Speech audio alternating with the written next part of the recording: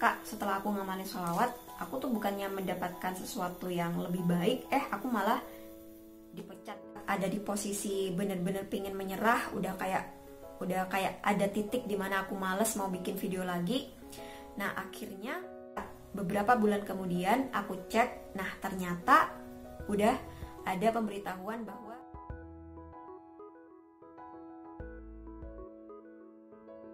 Assalamualaikum warahmatullahi wabarakatuh. Halo semuanya, jumpa lagi di DNA Sutari. Di video kali ini aku pengen share tentang berbagai macam hal yang ini ada hubungannya dari chat-chat yang masuk ke WA aku. Kebanyakan dari teman-teman semua itu curhat tentang masalah pekerjaan, kemudian tanya gimana tentang YouTube gitu ya, gimana caranya biar cepat dimonetisasi, terus kayak ya banyak lah tentang hal-hal yang berkaitan dengan tujuan hidup gitu. Oleh sebab itu di video kali ini aku ingin share kepada teman-teman gimana sih caranya agar kita tuh menikmati apapun yang kita lakukan dan tetap apa yang kita lakukan itu bisa menghasilkan gitu ya. Contohnya menghasilkan duit kayak gitu. Terus juga gimana caranya kita mencari esensi kebahagiaan dari apa yang kita lakukan dan juga mencari ikigai. Seperti apa selengkapnya? Simak terus videonya ya. Oke, sebelum itu buat teman-teman yang ingin share, ingin kayak cerita tentang pengalamannya atau ingin share tentang sholawat dan lain sebagainya, bisa menghubungi nomor WhatsApp aku yang di sini atau DM Instagram ini. Cuman karena banyak banget chat atau DM yang masuk, bahkan dalam sehari itu bisa 300 chat lebih, belum yang termasuk DM. Jadi mohon maaf banget kalau terlambat gitu loh. Aku nggak langsung jawab pertanyaan teman-teman pada saat itu juga, karena emang banyak banget, jadi mohon dimaklumi. Tapi sebisa mungkin aku emang jawab pertanyaan dari teman-teman semua. Jadi kemarin itu aku sempat ke-trigger ke salah satu postingan di Quora yang gambarnya tuh kayak gini. Postingannya tuh kayak gini, ada sebuah gambar tentang seseorang yang menggali tanah terus-menerus, kemudian dia menyerah. Nah, ternyata menyerahnya dia itu sebuah keputusan yang tepat, karena kalau dia terusin itu merupakan sebuah septic tank atau tempat kotoran. Nah, selama ini kita tuh sering lihat gambar yang sebaliknya, yaitu tentang gambar yang ini. Ada seorang yang menggali terus-menerus tapi dia menyerah, padahal di depannya itu ada bongkahan permata atau berlian.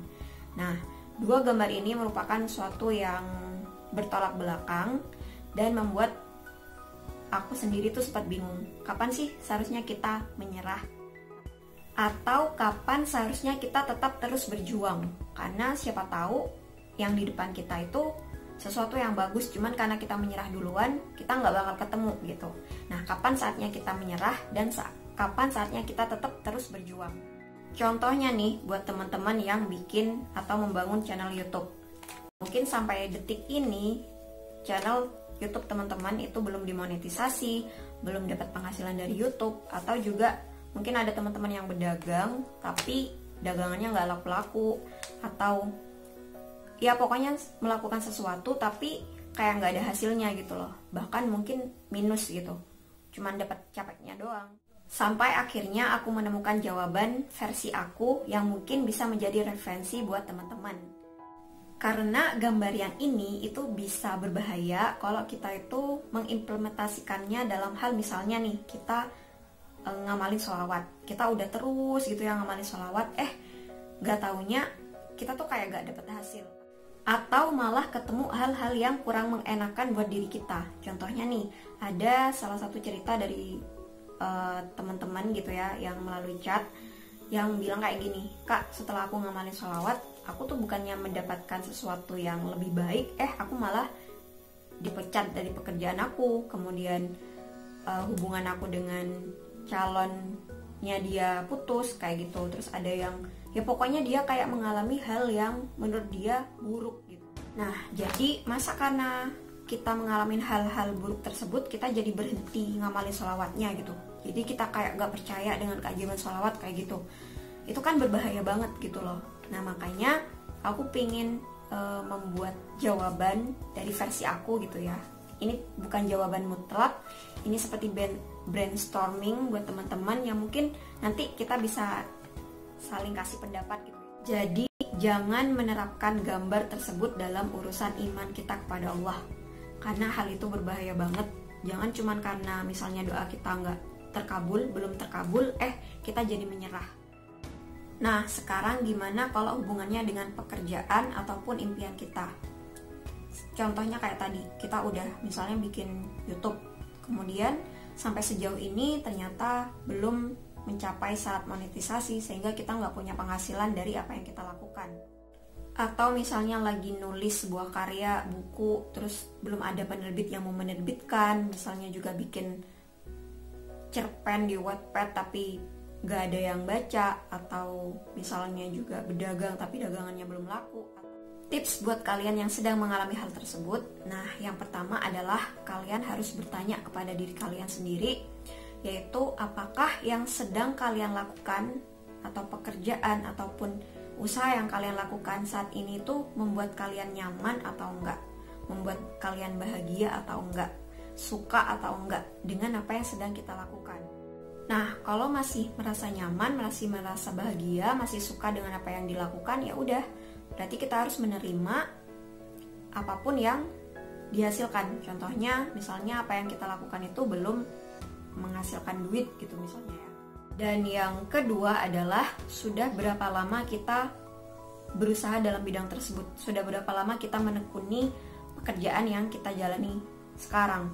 Nah, selama perjalanan tersebut, apakah kita sudah benar-benar mengevaluasi, kita udah benar-benar mendalami apa yang kita lakukan gitu. Jangan-jangan kita cuman asal-asalan doang, kita nggak mencari pengetahuan yang lebih mendalam tentang apa yang kita tekuni saat ini.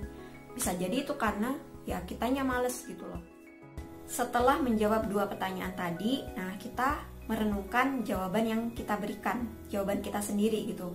Nah, sambil merenungkan jawaban tersebut, tentunya kita harus selalu minta petunjuk pada Allah Subhanahu wa Ta'ala.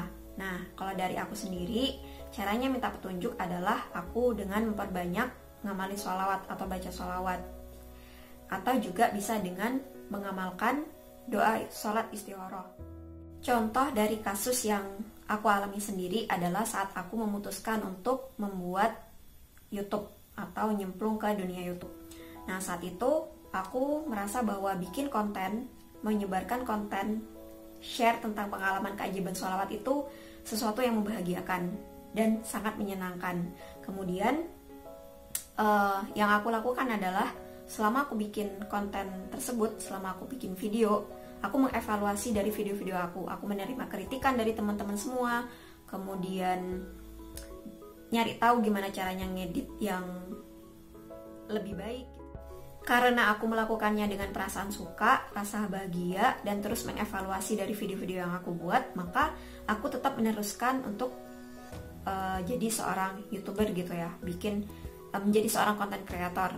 Meskipun resikonya adalah aku harus menerima misalnya video yang aku buat, channel yang aku buat itu tidak kunjung dimonetisasi. Nah, makanya di dalam perjalanan aku bikin YouTube tersebut, aku tetap memperbanyak baca sholawat dan minta petunjuk sama Allah. Kayak berdoa gitu ya. Kalau emang ini jalannya, ya dikasih petunjuk, kasih jawaban, kasih subscriber, kasih penonton. Sampai pernah aku ada di suatu titik dimana aku kayak udah ngerasa hopeless dan rada menyerah gitu ya. Oh, mungkin aku emang gak bakat jadi seorang YouTuber, mungkin rezeki aku bukan dari channel YouTube gitu. Nah, udah aku hampir menyerah dan tidak mengurus lagi video-video aku. Udah kayak yang gak pernah nengok studio YouTube lagi, udah gak ngecek-ngecek lagi syarat monetisasi. Itu udah aku benar-benar lepas dan pasrah. Cuman di tengah-tengah kepasrahan tersebut, baca sholawatnya itu tetap diterusin, tetap dikencengin, tetap minta terus petunjuk kepada Allah gitu. Nah, ternyata pada saat ada di posisi bener-bener pingin menyerah, udah kayak ada titik dimana aku males mau bikin video lagi. Nah, akhirnya aku udah tidak terlalu ngecek channel studio YouTube-nya tadi. Nah, kemudian pada saat beberapa bulan kemudian aku cek, nah ternyata udah ada pemberitahuan bahwa berhasil dimonetisasi. Nah, jadi pada saat ada keinginan untuk menyerah, ternyata sama Allah dikasihlah keajaibannya gitu loh, dikasihlah jawabannya di masa-masa injury time atau menit-menit terakhir udah mau menyerah, udah kayak yang udahlah gak usah bikin YouTube lagi gitu, gak usah bikin video lagi.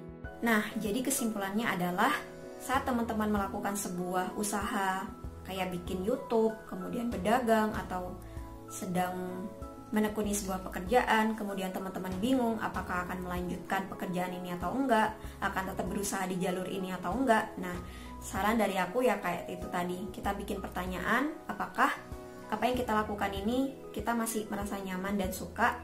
Terus kita bertanya juga, kita udah sejauh mana nih mengevaluasi, kita sudah sejauh mana menekuni apa yang kita lakukan, kita udah nyari ilmu tentang yang kita lakukan itu sudah sejauh mana gitu loh. Jangan-jangan kita cuman asal-asalan doang. Nah, di tengah-tengah kita merenungi pekerjaan yang kita lakukan, usaha yang kita lakukan, nah jangan lupa untuk selalu ngamalin sholawatnya. Karena siapa tahu Allah itu bisa memberikan jalan atau menggerakkan hati kita karena berkah dari kita ngamalin sholawat tadi. Jadi dari yang pengalaman aku sendiri gitu ya, saat aku udah bingung, udah nggak tahu mau ngapain, nah tiba-tiba kayak digerakkan hatinya gitu loh untuk melakukan suatu hal lain. Nah, siapa tahu karena kita terus minta petunjuk pada Allah, kita ngamalin sholawatnya, mungkin misalnya saat ini kita bikin YouTube, terus YouTube-nya kayak nggak laku gitu ya, kayak nggak menghasilkan apa-apa. Nah, siapa tahu di tengah-tengah kita terus bikin video, kita tetap berniatan baik untuk menyebar kebaikan. Nah, siapa tahu sama Allah ternyata dikasih rezeki dari jalan yang lain gitu loh, bukan dari YouTube-nya, tapi bisa dari jalan yang lain. Kita kan nggak pernah tahu keajaiban itu bentuknya seperti apa, datangnya dari mana, dan kapan waktunya gitu loh. Nah, jadi intinya adalah jangan fokus kepada hasilnya, jangan fokus kepada pendapatannya, duitnya atau materinya, tapi kita fokus untuk mengevaluasi diri kita, membuat pribadi kita menjadi lebih baik. Seperti yang sering aku bilang bahwa kita itu jangan ngejar duit, biar duit yang ngejar kita. Nah, kalau ngomongin tentang hal kayak gini, aku tuh paling suka dengan nasihat-nasihatnya Cak Nun. Jadi teman-teman nanti bisa nonton videonya tentang filsafat uang yang disampaikan oleh Cak Nun berikut ini. Nah, salah satu cuplikannya tuh kayak gini. Menjadi makhluk yang merendahkan dirinya dengan mengejar-ngejar makhluk lain yang namanya uang, karena Anda lebih tinggi dari uang. Yang kita perlukan adalah bagaimana supaya kita menjadi sebuah kepribadian dengan sifat, sikap, dan perilaku yang membuat uang mengejar kita. Jadi misalnya, nanti teman-teman bisa nonton video lengkapnya itu di link yang akan aku taruh di description box di bawah. Nah, terus untuk masalah yang ikigai, insya Allah aku bakal bahas di next video, karena kalau dibahas yang untuk sekarang kayaknya terlalu panjang deh videonya. Jadi insya Allah aku bakal bahas di next video. Jadi intinya itu tadi, jangan ngejar duit, jangan mengejar hasil, nikmati aja apa yang kita lakukan sekarang, cari esensi bahagianya, dan jangan ngejar duit, biar duit yang mengejar kita. Oke, cukup sekian video kali ini, semoga bermanfaat, dan sampai jumpa lagi di video-video yang selanjutnya insya Allah. Sekali lagi terima kasih. Wassalamualaikum warahmatullahi wabarakatuh. Bye bye.